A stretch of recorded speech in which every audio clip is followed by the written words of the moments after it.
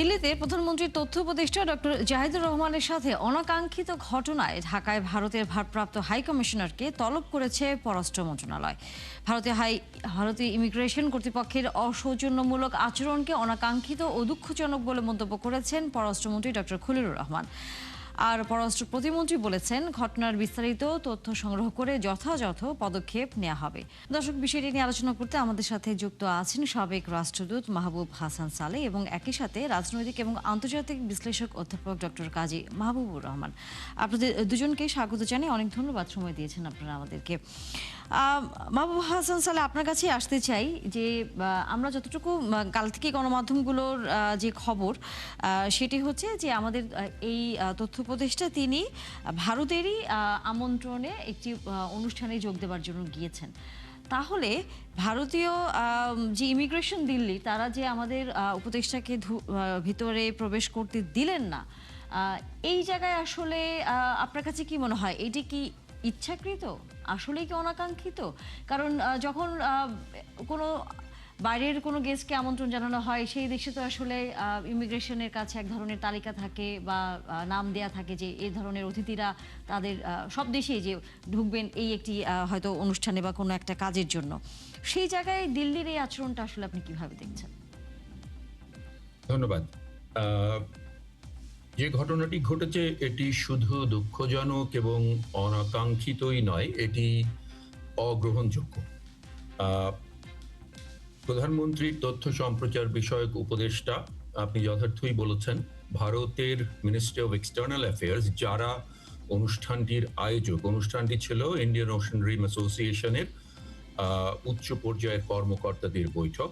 সেই বৈঠকে তারা আমন্ত্রণ জানিয়েছিল এবং Bangladesh high commission new Delhi গত শুক্রবারে মিনিস্ট্রি অফ এক্সটার্নাল অ্যাফেয়ার্স তাদের কাছে একটি নোট ভার্বাল বা কূটনৈতিক স্মারকের মাধ্যমে উপদেষ্টা ডক্টর জাহিদুর রহমান যে বাংলাদেশ প্রতিনিধি দলের নেতৃত্ব দেবেন সেই বৈঠকে সেটি অবগত করেছিল। এবং মিনিস্ট্রি অফ এক্সটার্নাল অ্যাফেয়ার্সের দায়িত্ব হচ্ছে এই ধরনের কোনো কূটনৈতিক স্মারক বা পত্র পেলে সেটি সংশ্লিষ্ট সকলকে অবগত করা।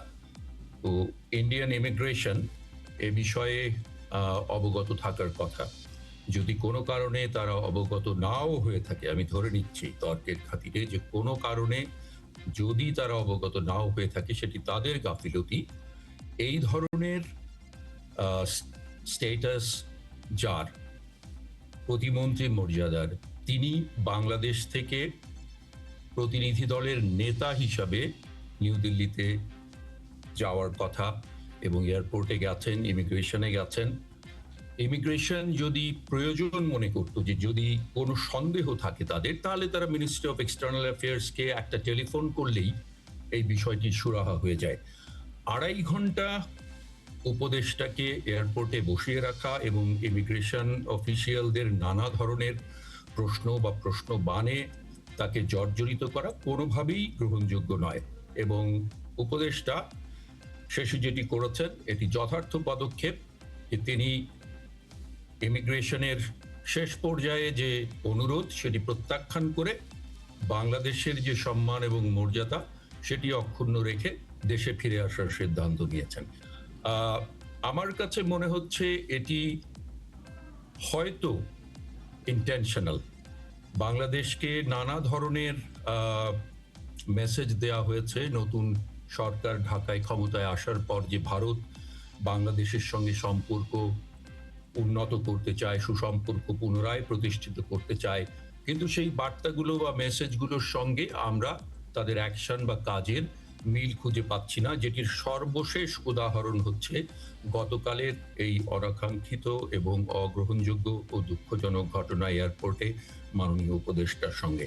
এর আগে আমরা দেখছি যে অব্যাহতভাবে সীমান্তে বিএসএফ কর্তৃক পুশিংয়ের অ্যাটেম্পট গত 1 মাস ধরে চলছে।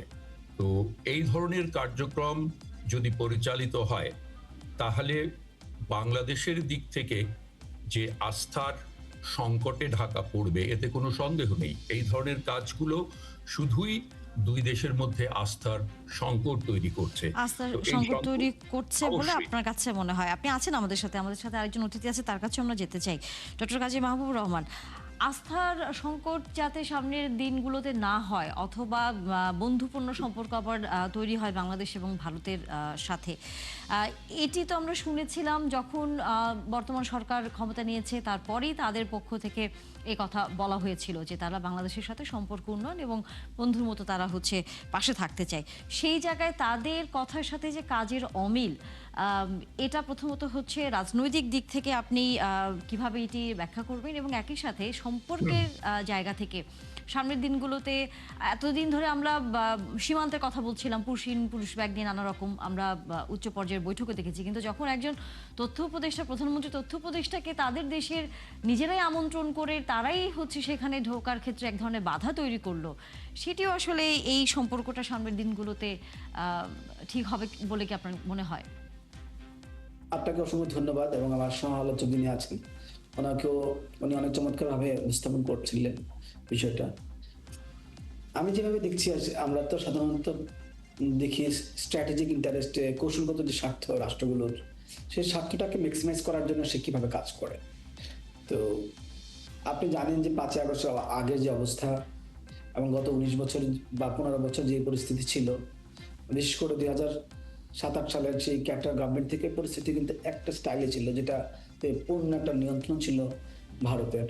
এবং তখন কিন্তু সম্পর্কটা ধীরে ধীরে অত্যন্ত রোমান্সের মধ্যে ঢুকে পড়লো।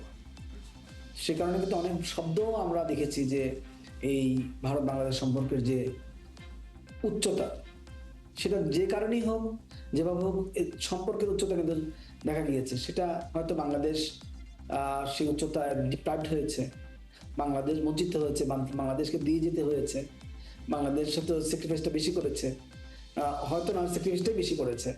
তো এই যে সম্পর্ক, একতরফা সম্পর্ক ছিল, সেই সম্পর্কটা কিন্তু 5 আগস্টের পরে ঠিক অনেকটা, শুধু বলবো না যে এটা 5 আগস্টের পরে উল্টা হয়েছে, না, শুধু অনেকটা আসলে একটা ভারতের পক্ষ থেকে বাংলাদেশের প্রতি তার যে সুযোগ তৈরি হয়েছিল গত 15 বছর, সে সুযোগটা কিন্তু সে হাতছাড়া হয়েছে তার।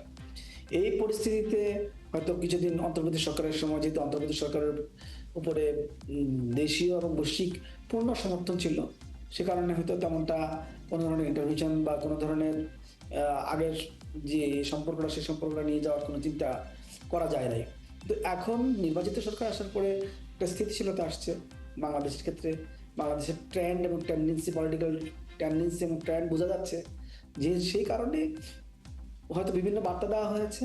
এই বার্তারও একটা বড় অংশ এরকম, কিন্তু এটা যেভাবে দেওয়া হয়েছে সেই প্রক্রিয়াটা আমার কাছে কেন জানে হয় ভারত, মানে ইন্ডিয়ান যে ডিপ্লোমেটস এবং যারা আছেন ইনভলভ, তারা খুব ম্যাচিউর পলিটিক্স করেছেন হয়তো, অথবা খুব ইমেচিউর পলিটিক্স করেছেন, দুটোর একটা হবে। কারণ ইমেচিউর পলিটিক্স হলো যদি বাংলাদেশের সাথে তারা হয়তো সেটা মেসেজ দিতে চান, অথবা যদি বাংলাদেশের সাথে তারা সম্পর্ক খারাপ করতে চান, অথবা বাংলাদেশকে যদি কোনোভাবে কূটনৈতিকভাবে এক ধরনের বার্তা দিতে চান, এটা এই বার্তা দেওয়ার এই প্রক্রিয়াটা একদমই যুচ্ছুই হয়নি। সেই জায়গায় বাংলাদেশের আসলে অবস্থানটা কি হওয়া উচিত সরকারের পক্ষ থেকে? তথ্য উপদেষ্টা তো চলে এসেছেন, সেটাই তো একটা অবশ্যই আমাদের জন্য এটা সম্মানজনক, কিন্তু এখন আমরা দেখেছি যে এখানে ভারপ্রাপ্ত যিনি হাই কমিশনার আছে, তাকে বাংলাদেশের সরকার পররাষ্ট্র মন্ত্রণালয় তলব করেছে। কিন্তু এটা কি শুধু তলব পর্যন্তই থাকবে, নাকি আমরা এটা নিয়ে আসলে সামনের দিনগুলোতে আরো অগ্রসর হব? বিষয়টা হলো যে এখানে তো সাংবিধানিকভাবে বা রাষ্ট্র রাষ্ট্রের যে সম্পর্ক, সেই সকল কারণে কিন্তু আপনি, এটা তো একটা স্বাভাবিক প্রতিবাদ, সেই প্রতিবাদের অংশের চেয়ে বেশি কিছু এখানে আসলে সরকারের করার তেমন কিছু নেই। সরকার আর কি করবে? সরকার প্রতিবাদ করেছে, সরকারের যিনি এই সমস্যার মধ্যে পড়েছেন তিনি ফিরে এসেছেন। এরপরে সরকারের বিষয়টা হলো যে সরকার, বাংলাদেশের সরকার এবং ভারতের সরকার যেভাবে নির্বাচিত সরকার আসার পরে একসাথে কাজ করার সুযোগ তৈরি হওয়ার কথা ছিল, সেটা আবার একটু পিছিয়ে পড়ল। বাংলাদেশ ভারত তো পারস্পরিক নেইবার, সুতরাং এখানে কাজ করার সুযোগ আছে এবং কাজ করতেও হবে।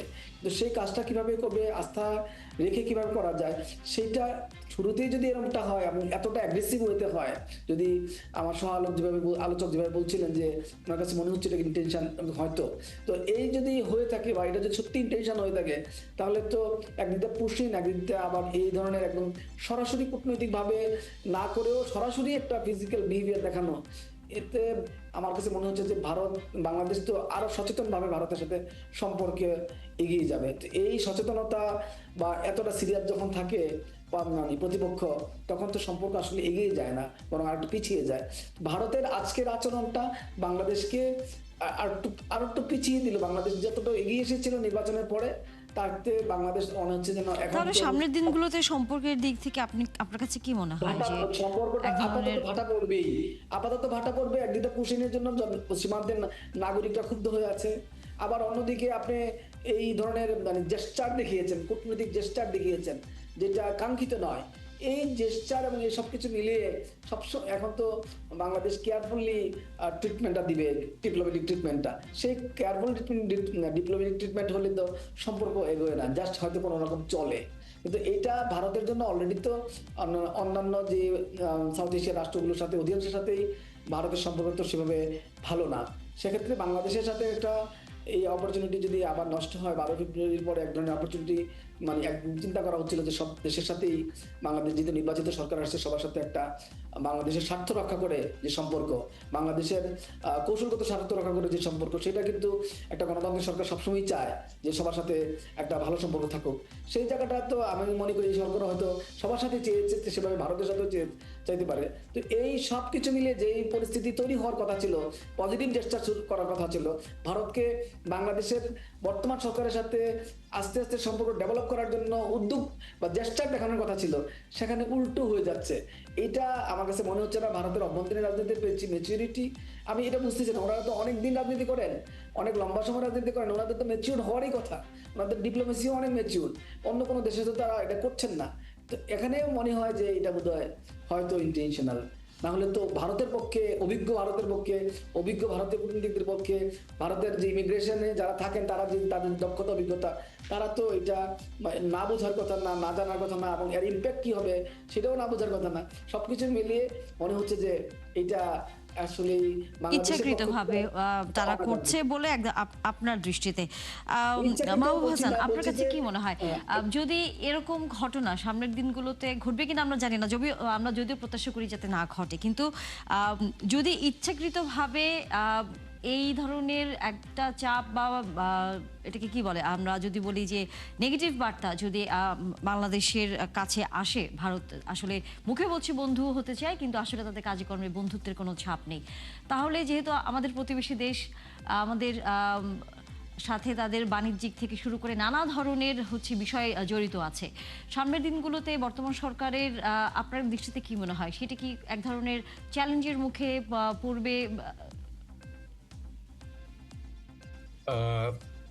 যে ধরনের ঘটনাগুলো বা কাজগুলো আমরা দেখছি ভারতের দিক থেকে, সেগুলো দ্বিপাক্ষিক সম্পর্ক উন্নয়নের জন্য একেবারেই সহায়ক নয়, এটি মোটামুটি পরিষ্কার। গতকাল যে ঘটনা ঘটেছে মাননীয় উপদেষ্টার সঙ্গে, মানুষের ভুল হতে পারে, ভুল হওয়ার পরে সেটি ইচ্ছাকৃত হোক বা অনিচ্ছাকৃত হোক, সমপর্যায়ের কোনো অফিসিয়াল, আমাদের উপদেষ্টা প্রতিমন্ত্রী পর্যায়ের, ভারতের মিনিস্ট্রি অফ এক্সটার্নাল অ্যাফেয়ার্স যারা এই অনুষ্ঠানটি আয়োজন করেছিলেন, সেখানে দুজন প্রতিমন্ত্রী আছেন। Immigration department ministry of home অ্যাফেয়ার্সের আন্ডারে, সেখানেও দুজন প্রতিমন্ত্রী আছেন। আমি জানি না কোনো প্রতিমন্ত্রী আমাদের মাননীয় উপদেষ্টাকে টেলিফোন করে দুঃখ প্রকাশ করেছেন কিনা বা ক্ষমা চেয়েছেন কিনা। আমি বলবো যে সেই কাজটি যথাযথ হতো বা যথাযথ হবে। তো এই বিষয়গুলো অনুধাবন যদি না করে ভারত সরকার, যে বাংলাদেশকে তাদের কনফিডেন্সে নিয়ে আসা, তাহলেই বাংলাদেশও তা ইন্ডিয়াকে কনফিডেন্সে নেবে এবং আস্থার যেই সংকটটা ভারত অলরেডি তৈরি করেছে গত কিছুদিনে, সেই সংকটটা আস্তে আস্তে কেটে যাবে। কিন্তু ভারতের দিক থেকে উদ্যোগ যদি না নেওয়া হয় এবং ক্রমাগত যে ধরনের নেতিবাচক ঘটনা ঘটানো হচ্ছে, একের পর এক নেতিবাচক কাজ করা হচ্ছে, সেক্ষেত্রে দুই দেশের সম্পর্ক আমরা যেটাকে বলি স্ট্যাটাসকো, সেই পর্যায়েই থেকে যাওয়ার একটা সম্ভাবনা আমরা উড়িয়ে দিতে পারি না। সেক্ষেত্রে যেটি হবে, জিওপলিটিক্যাল অ্যাসপেক্ট থেকে আমরা যদি বলি, বাংলাদেশ তখন তার অন্যান্য যে বন্ধু আছে বিশ্বে, এই অঞ্চলে, সেই বন্ধুদের সঙ্গে আরো জোরালো সম্পর্ক গড়ে তোলার চেষ্টা করবে, এবং সেটি স্বাভাবিক। তো বলটা আসলে ভারতের কোর্টে। আমি আপনাদের অনুষ্ঠানে বেশ কদিন আগেও একবার বলেছিলাম পুশিন সংক্রান্ত বিষয়ে, যে the ball is in India's court, এবং ভারতকে এটা অনুধাবন করতে হবে যে বাংলাদেশের সঙ্গে সম্পর্ক উন্নয়নের জন্য বাংলাদেশ কিন্তু যে সিগন্যালগুলো দিয়েছে সেগুলো পজিটিভ। বাংলাদেশ সরকারের পক্ষ থেকে কোনো ধরনের নেতিবাচক কথা বলা হয়নি, কোনো ধরনের নেতিবাচক কাজও করা হয়নি। তারপরেও কেন আপনার কাছে মনে হয় যে এই আচরণগুলো তারা করে যাচ্ছে? আপনি সম্ভবত কালকেই বলছিলেন যে ভারতের কেন্দ্র সরকার আর রাজ্য সরকার, এই যে পুশিন নিয়ে যখন আমাদের ভিতর কথা হচ্ছিল, যে কেউ কারো কথা, মানে দুই সরকার দুই রকম কথা বলছে, কিন্তু কেউ কারোর সাথে আসলে কথার কোনো মিল থাকছে না, কাজের মিল থাকছে না। আপনার কাছে কি মনে হয় যে এটি না বোঝার তো কিছু নেই, যে আমার সবচেয়ে কাছের প্রতিবেশীর সাথে আমার সম্পর্কটি ভালো করতে হবে তাদের নিজেদের স্বার্থের জন্যই, যাতে কোনো ধরনের দ্বন্দ্ব বা কোনো ধরনের সম্পর্কের অবনতি না হয়। সেখানে কেন হচ্ছে তারা এই আচরণটা করছে? শুধুই কি রাজনৈতিক, আপনার কাছে কি মনে হয়? বাংলাদেশকে চাপে রাখার জন্য, তবে সেই চাপে আসলে ফল হবে উল্টো, যেটি আমি বলছিলাম, যে বাংলাদেশ তার অন্যান্য যে প্রতিবেশী আছে এই অঞ্চলে, অন্যান্য যে বন্ধু রাষ্ট্রগুলো আছে, তাদের সঙ্গে বন্ধুত্ব আরো সুদৃঢ় করবে। আর গতকালের যে বিষয়টি আপনি বলছিলেন, যে আমার সহ আলোচক আসলে সেই বিষয়টির অবতারণা করেছিলেন, যে কেন্দ্রীয় সরকারের কোনো নিয়ন্ত্রণ নেই পশ্চিমবঙ্গ সরকারের উপর। তো আমি পরবর্তী সময়ে আর সময়ের অভাবে বলতে পারিনি। আমার যেটি আপনি ভালো করেছেন এটি তুলে, আসলে কেন্দ্রীয় সরকার পশ্চিমবঙ্গ সরকারকে দিয়ে এই ধরনের পলিটিক্যাল রেটরিক গুলো নির্বাচনের আগে বলিয়েছে, এবং বিজেপি যখন পশ্চিমবঙ্গে সরকার গঠন করলো, তারপর কথাও বলাচ্ছে পশ্চিমবঙ্গ সরকারকে দিয়ে, এবং কাজও কিছুটা করাচ্ছে। কেন্দ্রীয় বাহিনী বিএসএফ এর হাতে কিছু মানুষকে, ভারতীয় নাগরিককে, বেশিরভাগই প্রায় সর্বাংশেই বাঙালি মুসলমান, তাদেরকে বিএসএফ এর হাতে তুলে দিচ্ছে। এবং আমি আবারও বলছি, আগেও বলেছি আপনাদের অনুষ্ঠানে, BSF is a central force, কেন্দ্রীয় বাহিনী। বিএসএফ কেন্দ্রীয় সরকারের আদেশ ছাড়া বা নির্দেশ ছাড়া এই ধরনের পুশিং অ্যাটেম্প্ট করবে না। সুতরাং কেন্দ্রীয় সরকার এবং রাজ্য সরকার বুঝে শুনে এবং একটি যোগসূত্রের মাধ্যমেই এই পুশিং অ্যাটেম্পটি চালাচ্ছে, এতে কোনো সন্দেহ নেই। এটা ভাবার কোনো কারণ নেই যে রাজ্য সরকারের উপরে আপনারা দুজনেই আসলে সরকারের বলছিলেন যে সহসাই আসলে ভারতের সাথে বাংলাদেশের সম্পর্কটি আবারও সুসম্পর্কে পরিণত হবে কিনা সেটি বলা যাচ্ছে না, তবে সেটির প্রত্যাশা আসলে আমরা সবাই করতে পারি।